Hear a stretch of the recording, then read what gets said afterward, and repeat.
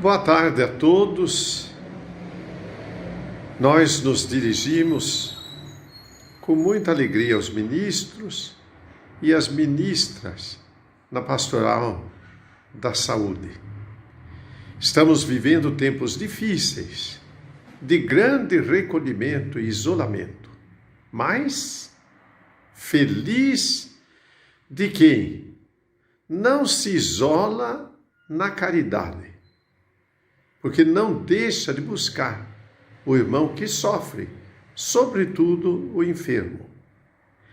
E lembrando que quem é ministro ou ministra da Pastoral da Saúde encontra Nosso Senhor duas vezes. Primeiro na Eucaristia, porque é ministro da Eucaristia. Segundo, no encontro com o próximo que está enfermo, porque é ali que o Senhor nos diz: estive enfermo e me visitastes. Por isso, iniciemos na oração. Senhor Jesus misericordioso, aqui estamos diante de vós, na Eucaristia, suplicantes.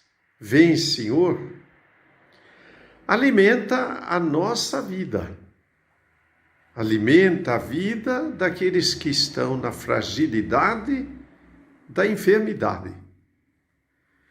Concede, Senhor, que vivamos sempre na fidelidade do vosso santo nome, no serviço que é o mais importante. Ser ministro é servir, Senhor, que nós sejamos verdadeiros servidores do vosso reino. Concede-nos, Senhor, fidelidade, dedicação, amor, para que nós sejamos vossa presença junto do leito de dor dos irmãos e das irmãs. Vem em nosso auxílio. Faz que nós não temamos coisa nenhuma e nunca deixemos de visitar quem necessita. Amém. Ouçamos agora a parábola do bom samaritano. Nossa leitura de hoje está em Lucas, capítulo 10, versículos de 25 a 37. Levantou-se um doutor da lei e, para pô-lo à prova, perguntou: Mestre, que devo fazer para possuir a vida eterna? Disse-lhe Jesus: Que está escrito na lei? Como é que lês? Respondeu ele: Amarás o Senhor teu Deus de todo o teu coração, de toda a tua alma, de todas as tuas forças e de todo o teu pensamento, e a teu próximo como a ti mesmo. Falou-lhe Jesus: Respondeste bem, faze isto e viverás. Mas ele, querendo justificar-se, perguntou a Jesus: E quem é o meu próximo? Jesus contou: Um homem descia de Jerusalém a Jericó e caiu nas mãos de ladrões, que o despojaram, e depois de o terem maltratado com muitos ferimentos, retiraram-se, deixando-o meio morto. Por acaso, desceu pelo mesmo caminho um sacerdote, viu-o e passou adiante. Igualmente um levita, chegando àquele lugar, viu-o e passou também adiante. Mais um samaritano que viajava, chegando àquele lugar, viu-o e moveu-se de compaixão. Aproximando-se, atou-lhe as feridas, deitando nelas azeite e vinho. Colocou sobre a sua própria montaria e levou-o a uma hospedaria e tratou dele. No dia seguinte, tirou 2 denários e deu-os ao hospedeiro, dizendo-lhe: Trata dele, e quanto gastares a mais, na volta te pagarei. Qual desses 3 parece ter sido o próximo daquele que caiu nas mãos dos ladrões? Respondeu o doutor: Aquele que usou de misericórdia para com ele. Então Jesus respondeu: Vai e faze tu o mesmo. Palavra do Senhor. Graças a Deus. Irmãos e irmãs, ouvimos esta parábola, mas nós vamos fixar a nossa atenção primeiramente nesta palavra. Quem é o meu próximo? Ninguém melhor do que nós para sabermos quem é o próximo. Não precisamos perguntar. É o enfermo. A ele é que nós vamos nos dirigir.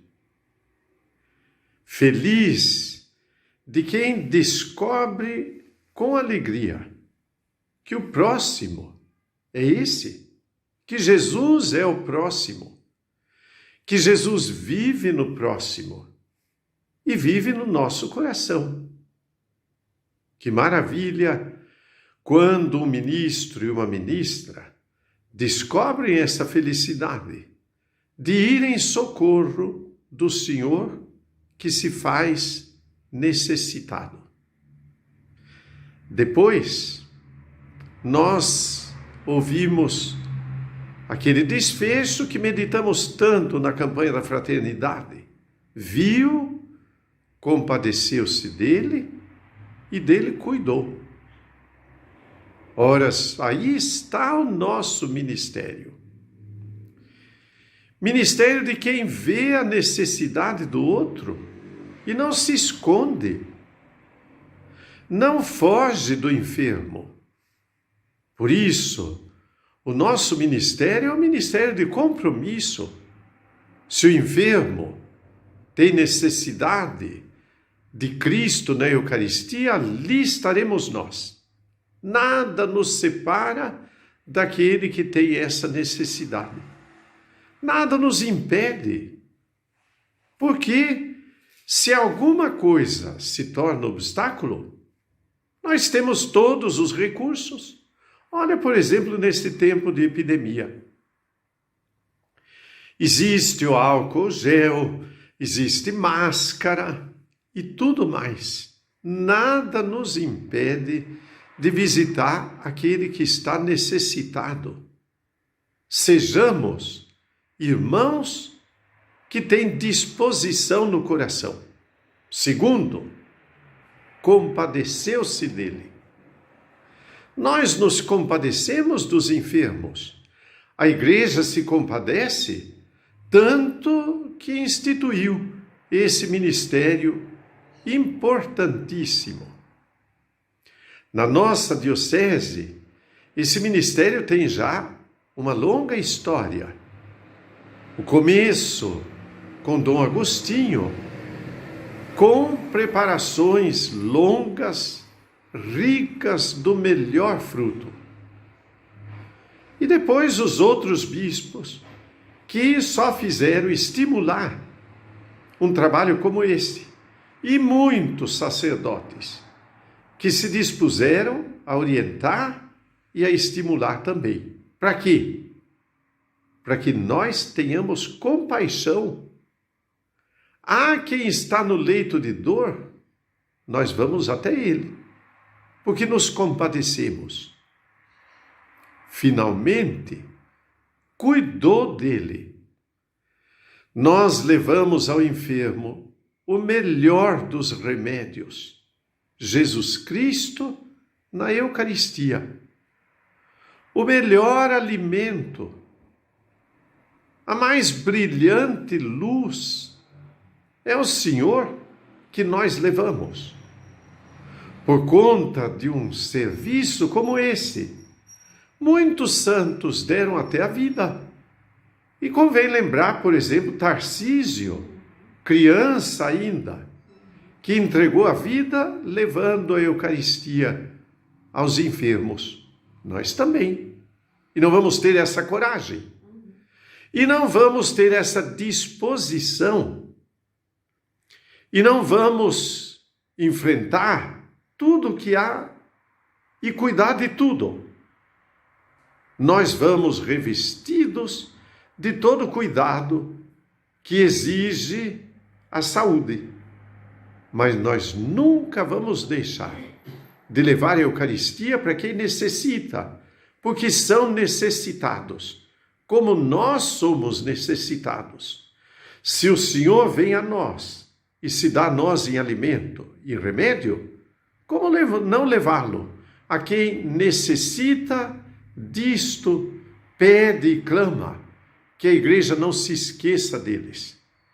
Sempre lembramos que muitas vezes o nosso cuidado prima por cuidar de quem já está sendo cuidado. A maior parte das igrejas está lá no centro da cidade, lá onde é mais fácil para todo mundo. E lá na periferia, onde é mais difícil, mais longe está a igreja. O que revela uma certa incoerência, mas depende também de entender a nossa história. Pois bem, se existe gente necessitada, ele é o enfermo. E se nós distribuímos a comunhão até na rua em tempos de epidemia, não vamos cuidadosamente, zelosamente levar a Eucaristia para os irmãos e irmãs que estão no leito de enfermidade? Levaremos sim. E que o Senhor abençoe os ministros e ministras que com essa disposição e coragem não deixam de levar o Senhor Jesus para quem está precisando. Que Deus abençoe os ministros e ministras. Amém. Olá, queridos agentes da Pastoral da Saúde, ministros, ministras. Hoje está chovendo bastante, faz quase uma semana que está chovendo. Graças a Deus, faz tempo que não temos chuva em agosto assim, chuva calma, bonita. E na oração da liturgia das horas hoje de manhã, teve um salmo que encaixou perfeitamente com esse momento que nós estamos vivendo, de chuvinha e frio, que fala assim: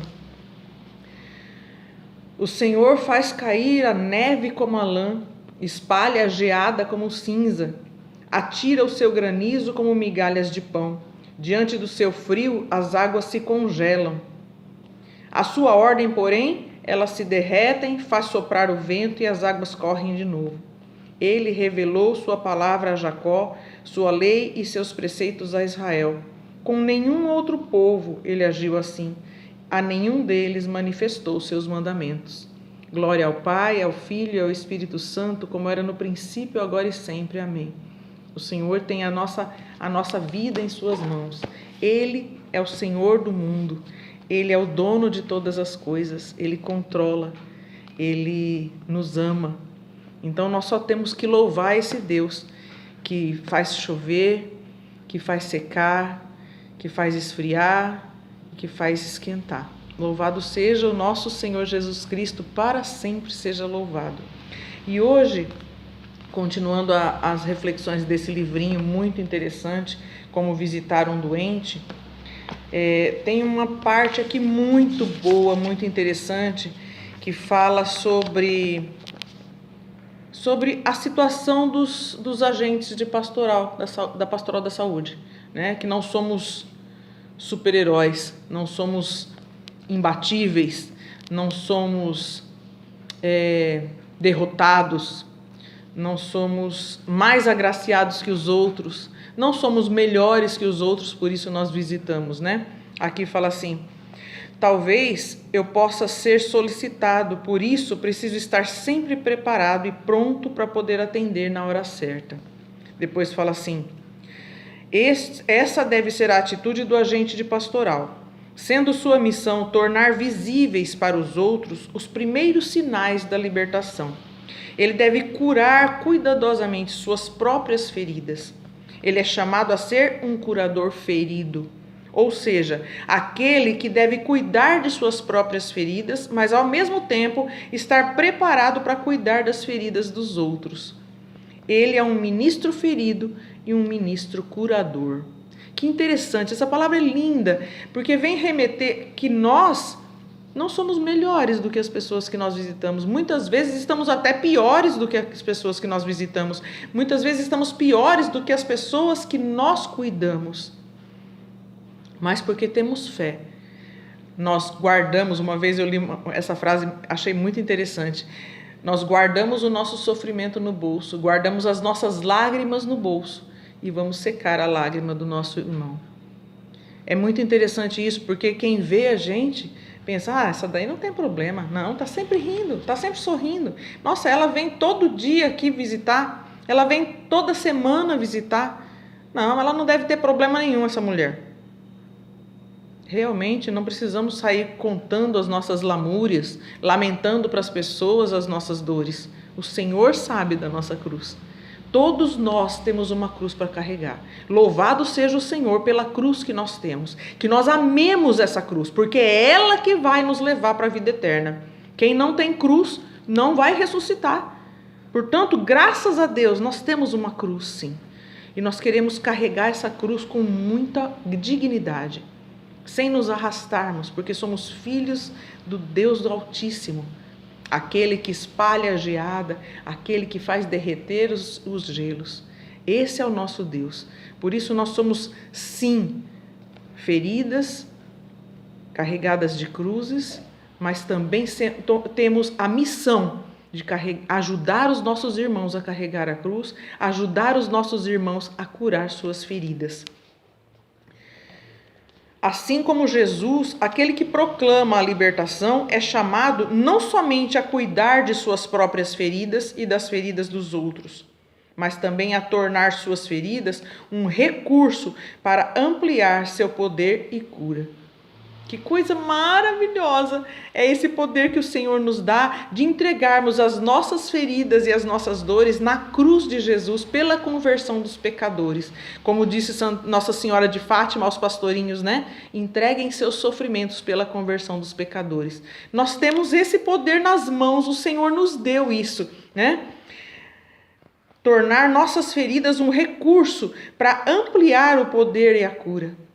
Entreguemos ao Senhor todos os dias os nossos sofrimentos, as nossas dores, as nossas preocupações, os nossos desejos de ver os nossos todos convertidos, que nós tenhamos o desejo de nos encontrar com esse Deus todos os dias e levar esse Deus que a gente encontra, porque Ele é a razão da nossa alegria, Ele é a razão da nossa força para carregar essa cruz. Tantos doentes prostrados diante de suas cruzes, porque não conhecem o amor do Senhor. O Senhor nos dá força para carregar essa cruz. O Senhor coloca todo o nosso ser diante dele, carregando a cruz. Por isso nós hoje nos entregamos ao Senhor para ajudarmos a carregar a cruz de Jesus na cruz dos nossos irmãos. Que nós sejamos o Simão Cirineu, que ajudou Jesus a carregar a cruz, mas ele foi obrigado a carregar a cruz. Ele carregou a cruz de início com má vontade. Que nós não sejamos assim, que nós nos disponhamos, Senhor, nós queremos te ajudar a carregar a cruz que pesa no lombo dos nossos irmãos. Pessoas que não estão aguentando mais o peso das suas cruzes, pessoas que cuidam de doentes há muitos anos, que não tem tempo para respirar sozinha um minuto. Gente que está passando pela doença com muita dor e muito sofrimento. Gente que não consegue encontrar cuidados de médicos, de pessoas que amem para ajudar a carregar essa cruz. Nós somos chamados a ajudar a carregar essa cruz. Por um telefonema, por uma carta, por um lembrete de que estamos pensando nessa pessoa, de que estamos amando essa pessoa, entregando ela para Jesus, cuidar das feridas desse nosso amigo, desse nosso irmão, colocado por Jesus na nossa vida. Ninguém foi apresentado para nós à toa. Todas as pessoas que nos foram apresentadas foram trazidas por Jesus no nosso caminho, para que possamos ajudá-los a carregar a própria cruz. Louvado seja esse Senhor que nos colocou no seu caminho. Senhor, nós nos consagramos a Ti, porque carregando a nossa cruz queremos ajudar o nosso irmão a carregar a dele. Muito obrigado, Senhor. Faz de nós seus servos fiéis. Obrigado, Jesus.